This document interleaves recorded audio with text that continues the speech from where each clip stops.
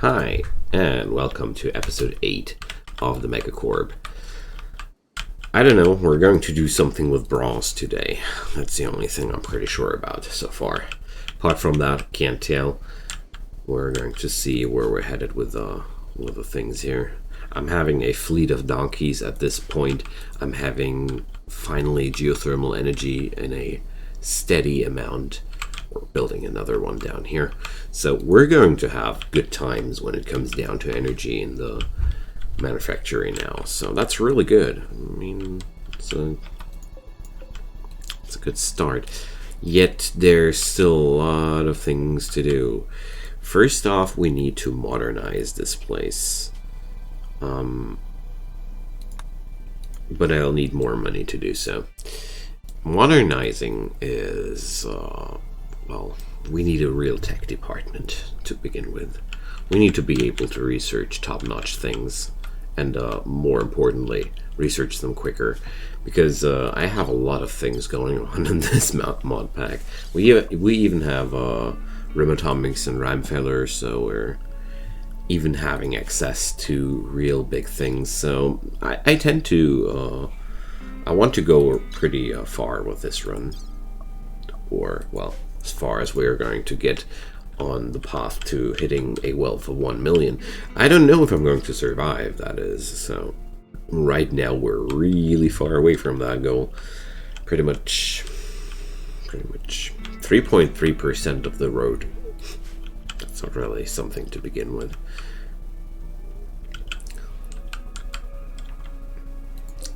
Alright, now I have tin, so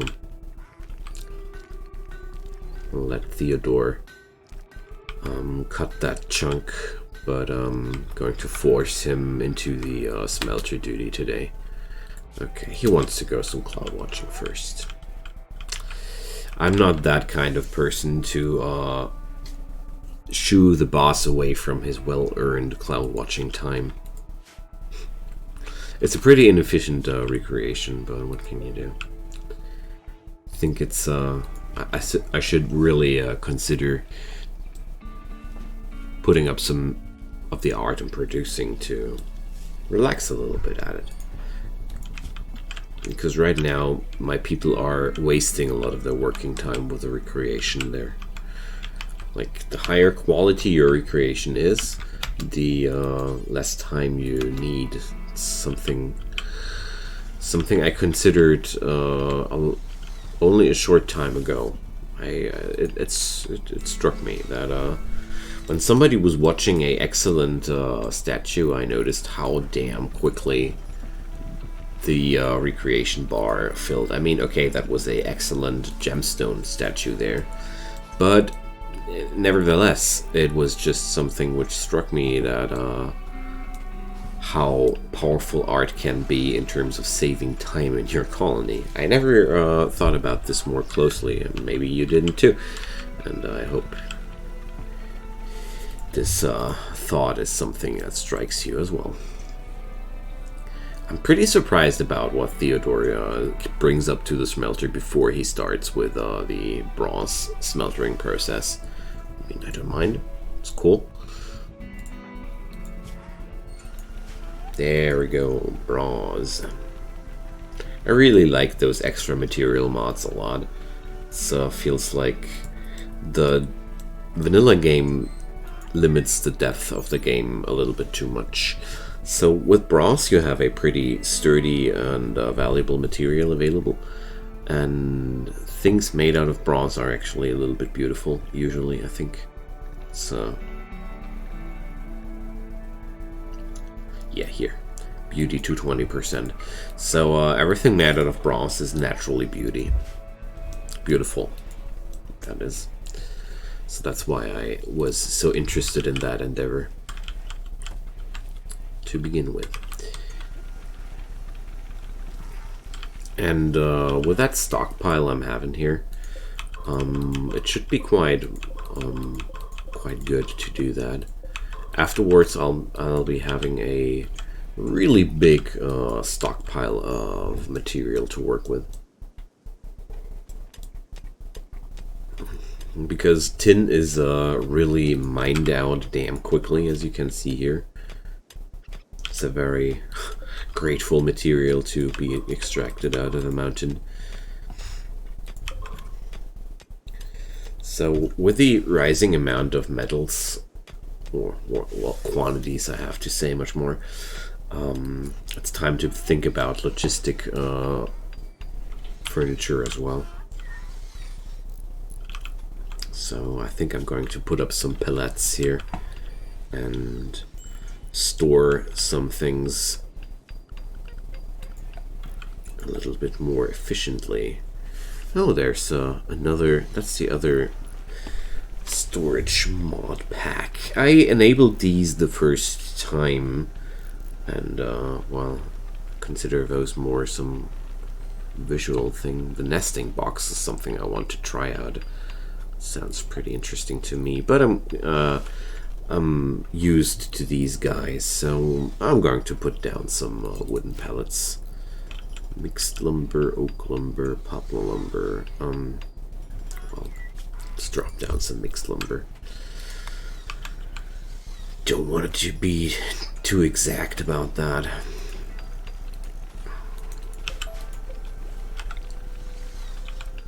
There we go. Every pallet covers up like something like, I think, 700 or such of one unit. I forgot the actual number, but it's pretty much, it condenses the space pretty nicely, and it's one of my favorite storage mods because it forces me to actually invest something. I can't just make room out of nothing. Like, there are a lot of stacking mods which just disable the cap on its own, and I don't know. It's okay if you like it, but somehow I really enjoy logistics.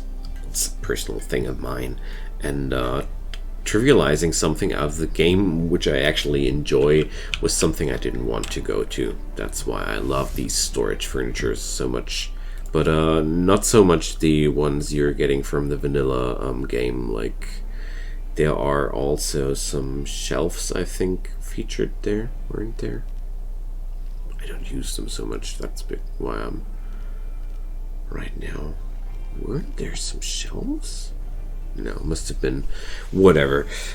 I'm so used to these that I don't even know what to use except those. Okay, let's speeden it up a little bit.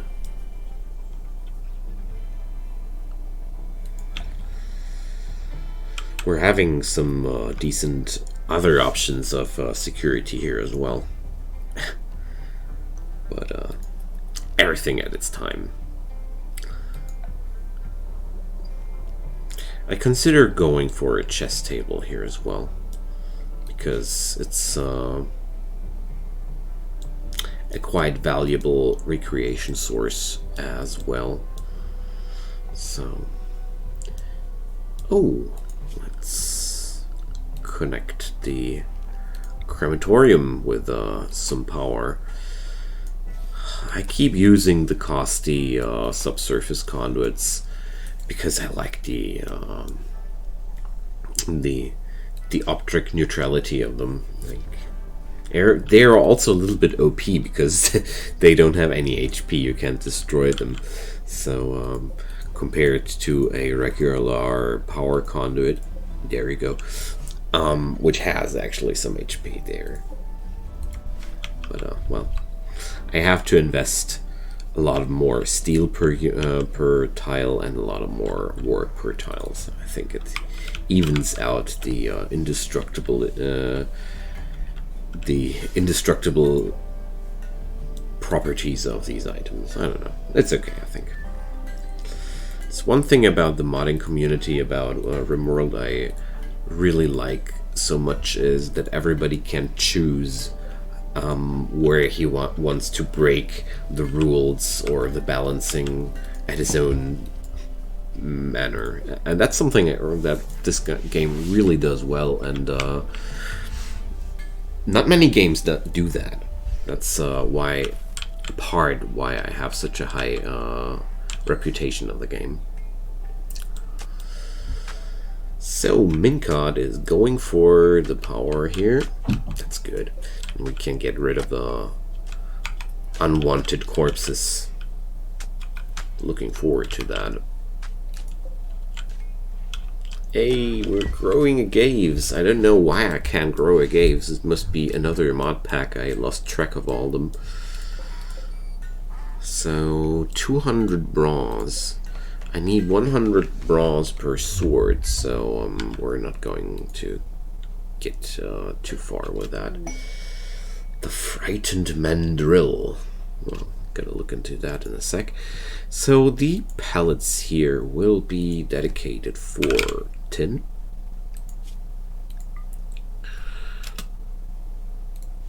There we go.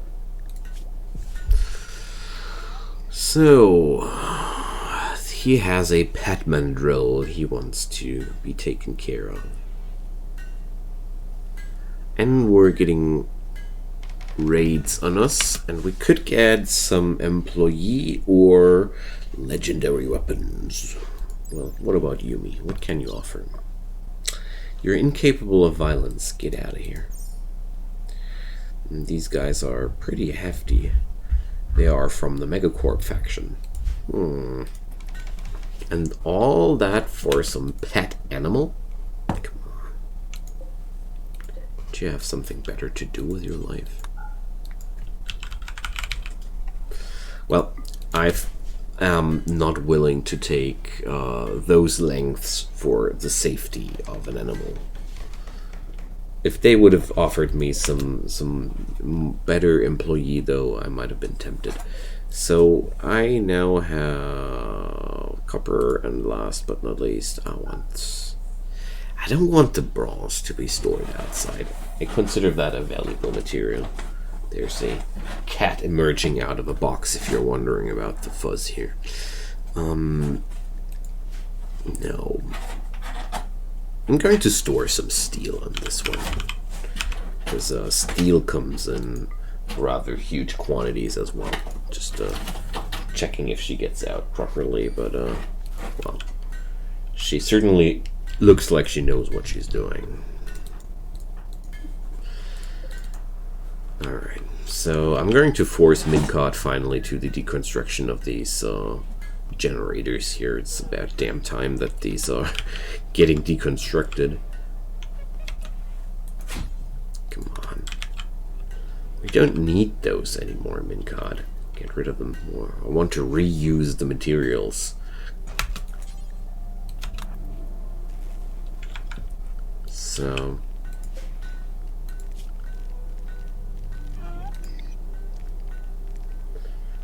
no, the power conduits will just work perfectly without those. There we go. There's a nice amount of steel getting freed up here. Wonderful. I mean, the grid is now not as happy as it was before. Hey, we have baby donkeys, but that's okay.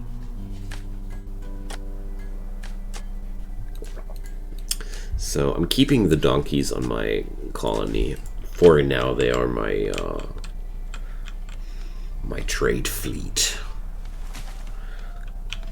because I plan on doing some really big things in this playthrough, so I'm going to need to carry big things as well. Electric stone cutting, also something to get big things done, you know.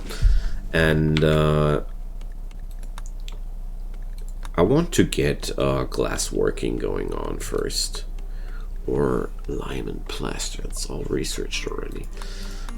Glass is something we can make a lot of beautiful things out of. Consider that. Furniture, well, I don't feel like I want to earn my money with furniture that much.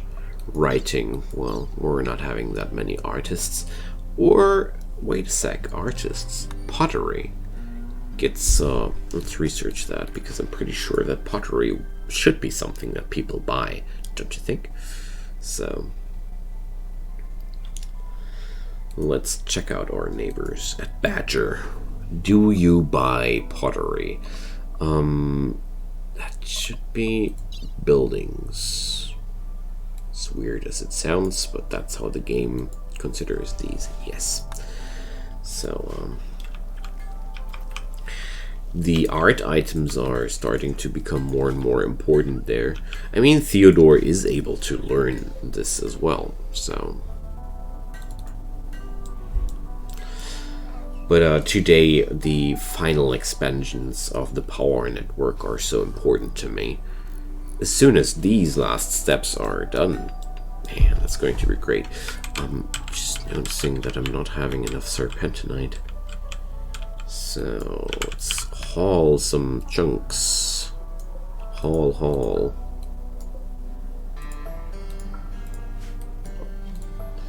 Let's cancel these. I want to focus on the important things for now. So, I want the serpentinite blocks at front. And there we go.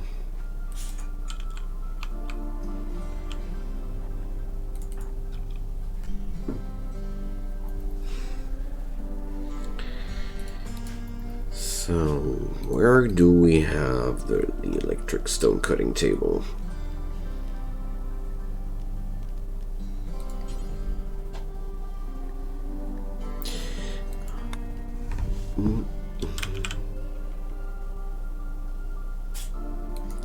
Well, I'm going to put it up here for the moment before it replaces the other one. And now off for some wood chopping. I also considered if I should do some more things out of just wood, basically.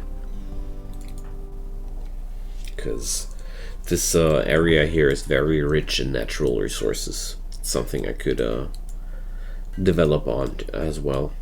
Wood has one real big advantage, and that's a very quick working time on every project with wood. If you do sculptures out of wood, they get done really, really quickly.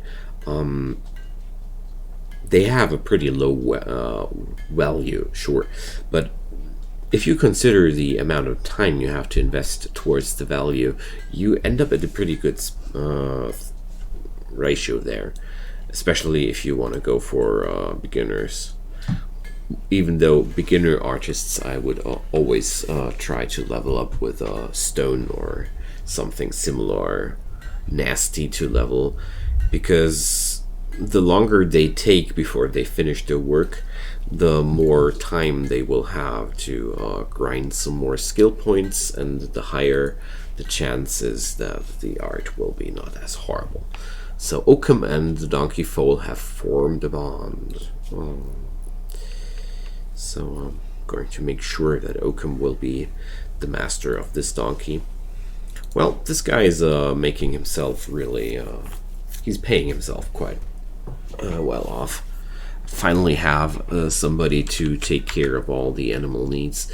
But I also noticed that, speaking of animal needs, we're pretty low on food. I mean, I'm only having four days of food left, so I can't just delve on that.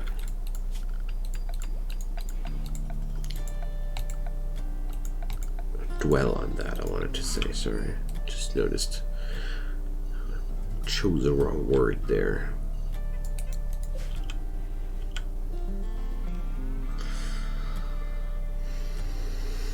Another one.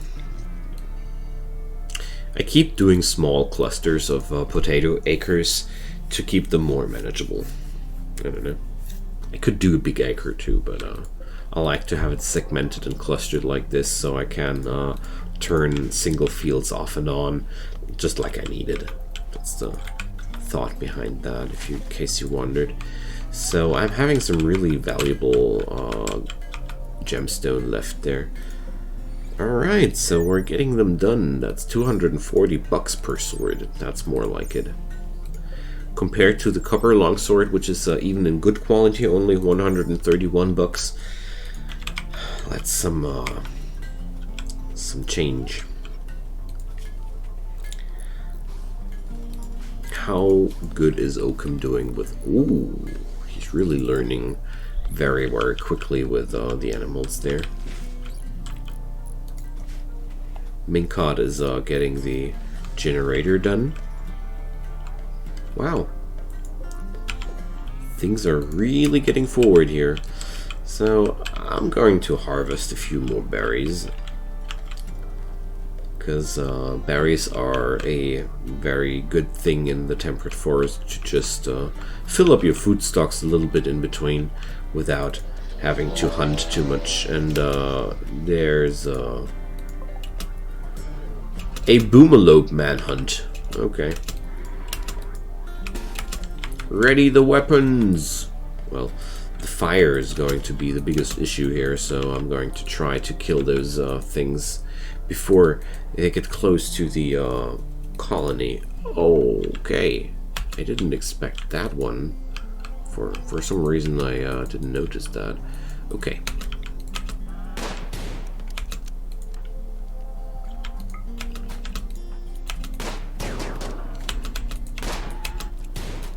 So the first one is down. Oh, wow. We nailed them. Not bad at all. I'm going to try to salvage something here.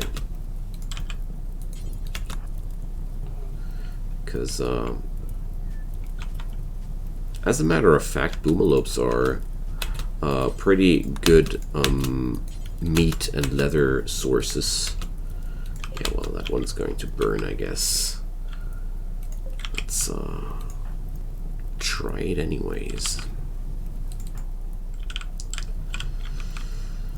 So, Rissa's already pretty close. I mean, there's still a lot of HP going on the boomalope there. There we go. Yay! So that's some real profit there. And it's starting to rain afterwards. It's okay. New food, new leather. GG. That was a very positive outcome.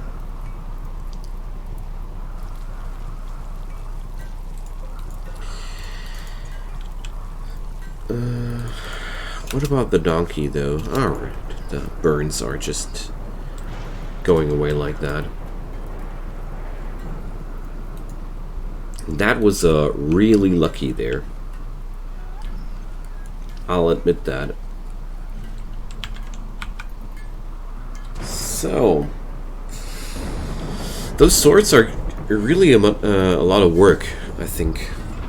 So,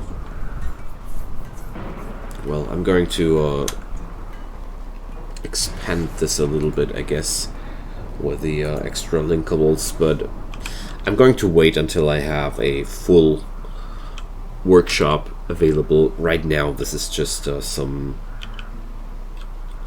something with everything. I don't like it too much, but, well, it has some Zen aspect on it.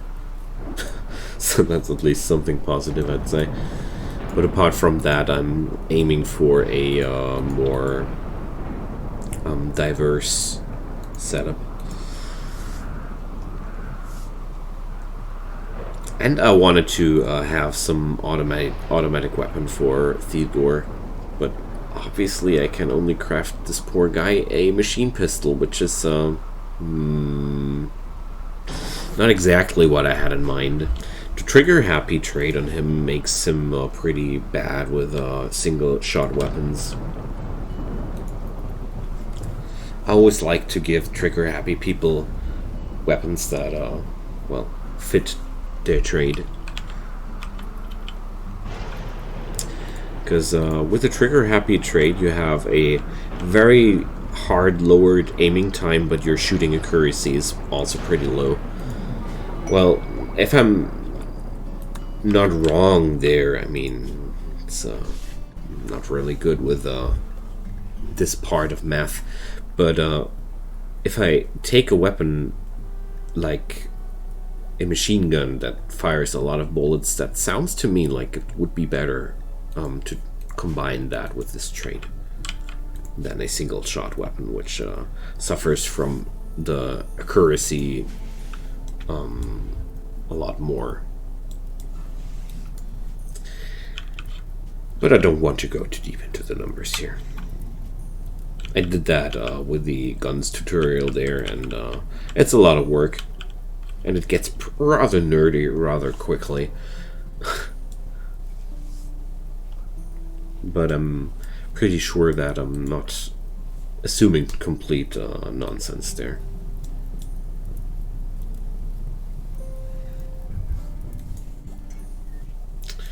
To sum the whole thought up, which I brought up to close the night, since he fires quicker, he can utilize weapons which spit out like 8 or 15 bullets in a go way better. And then it's like, okay, you have a lower accuracy, sure, but you fire a lot of bullets way quicker than everybody else could, so you're kind of like negating that drawback a little bit with the sheer amount of bullets. Bad side, weapons like these work really, really badly on him. I'm talking so much about it because 1 or 2 episodes ago I tried to hunt a little bit with Theodore, and it was really, really bad. So, and trigger happy colonists are super great, but only if you use them correctly. If you're not playing correctly around the trait, you end up like me with a colonist who's really, really bad at shooting, because and only because he uses the wrong weapon. So I'm done with the topic now. Wondering when we're finished with the arms delivery here. There's still 2 more longswords down to go, and I should be having some more leather, but they didn't butcher the boomalopes yet, so there we go. Just was talking about it, Mincud. This is taking a little bit too long. And there goes pottery. I'll just research a few things of these more, because I'm pretty sure that I can sell all of them. So, standing? Is that some sort of recreation now? Standing? I never saw a colonist performing an action named standing, except when they are drafted or something like that. Interesting. So I'm going to force the butchering process for now, because I want to finish that. And I have now access to big power. Awesome. So now I can start building the factory for real, which is something I worked towards for quite some time. 8 episodes in, and we're just having the fundamentals down. Oh! There, I do have a chain shotgun. Why don't I use it? There we go. Problem solved. Having an automatic weapon here lying around. Perfect. So, that's the kind of gun you want to use, Theodore. So, I just, sometimes I feel like I have to do this. Alright. Let's open those. Well, the main idea here is I want to have some more light leather. I love these warnings, like the game gives me a fair warning that this squirrel has a chance to fight back.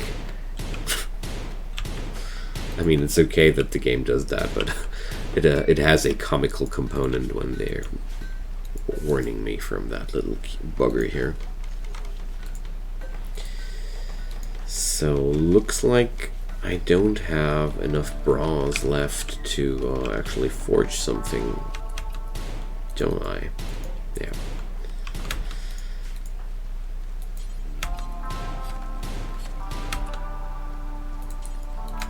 Somehow Theodore is obsessed with stone cutting. I don't know. For some reason that's more important than anything else in the world. Well, it's okay. I don't mind him. So Rissa is enjoying her shooting training as well. There we go.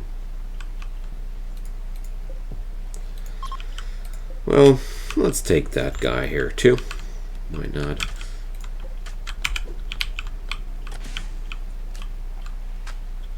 I can really use some extra food in the freezer. I don't have huge stockpiles, and 8 days of food is not satisfying me here. I have a certain need for safety. A mad bunny! It has seen too much of my madness. It has decided that I have to be put down, so...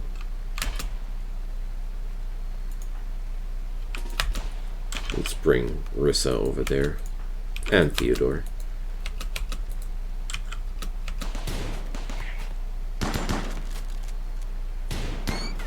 Okay, there we go. Rissa saved Theodore last moment before the bunny would be engaging. Well, it's really time to amp up the difficulty a little bit. And these fights are having a rather comical aspect so far, but well, don't worry. We're going to get there. The donkey fleet is starting to be trained out. That's awesome. That's really, really awesome. And I've smeltered up enough bronze for one more sword, so I'm going to reduce the amount of swords there. I want to do things realistic. 4 swords like those are almost 1k as well. Oh, we did a poor one. Why poor, Theodore? I mean, you're pretty good at this. Unlucky. Pretty unlucky. So I'm pretty sure, though, to stay pretty with the choice of words, that there's some more copper hidden here. There's some more copper. So there's some more copper. Yeah, copper and tin are usually pretty easy to acquire because they need a lot of work to be actually useful. Because neither of those materials is too desirable on its own. Although I have to say the tin has some sick raw DPS on weapons you forge out of that. To give you a idea, we're having here a steel longsword featuring 8.6 damage per second and 33% elite armor penetration. And let's get over to the tin, which is having more melee damage per second, so that's even hitting harder than the steel, but then you have a lower armor penetration, and that really is a drawback. So bronze is just valuable because it tends to be more beautiful. I don't know. I mean, if we look at the bronze longswords, they're not even beautiful. they're just valuable. Okay, but I have to point out, you need a mod to really be able to make profit with weapons. Normally the game downscales the value of weapons, which de-emphasizes the worth of building weapons to trade with them, which is something I really felt like it's letting me down. But then again, well, it would be the ultimate product in general. If you could earn basically, if vanilla game would let you earn money with weapons just like with any other good, it would be the ultimate good, because you can defend yourself with your goods you're producing and sell them for money. Perfect. Try to defend yourself with some potato or a flask of beer. I mean, beer is at least kind of a weapon, but if we compare beer with a longsword, I'd stick with a longsword. Not to begin with assault rifles. Then the beer really pales in comparison. So, and those are the troubles of the balancing of weapon production. So I understand why vanilla does that. And usually I don't use the mods to earn money with weapons too, because I feel like it's lame to be able to do that. I don't want to have something too efficient, and there goes the macho nation. I love those guys. This run is having some so crazy faction names. I really want to put another thing here. It starts with Ludian.com Inc. being my boss and employer here, and goes over to the Trout Men, which is a really fearsome bunch of guys, and the Macho Nation. Well, Gourd King also, not too shabby if we consider those are the bad guys, the real bad guys, and these are some tribal peeps. But I'm going to enter the next episode with this raid of the Macho Nation, because I really think starting an episode with a epic fight is something I like to do. So feel free to drop me a comment, and I would really like to hear from you guys what we're going to do. And there's still I'm still open for ideas how to earn money in Rimworld, and not necessarily to do them in this playthrough, but I'm also curious about how you guys earn money in Rimworld with your colonies, because I think I stick to a similar plan every time on my own, and I guess you guys are too, so feel free to tell me that. And also feel free to give this video a little thumbs up, a share with your friends on your social medias, or even a subscription to my channel if you really want to make me happy. Do whatever feels great for you. I hope you had enough fun to come back for the next run of the Megacorp. It's a slow build-up, well, with all high-tech runs it's like that, but I'm really enjoying it. Hope you are too. See you guys. Bye-bye.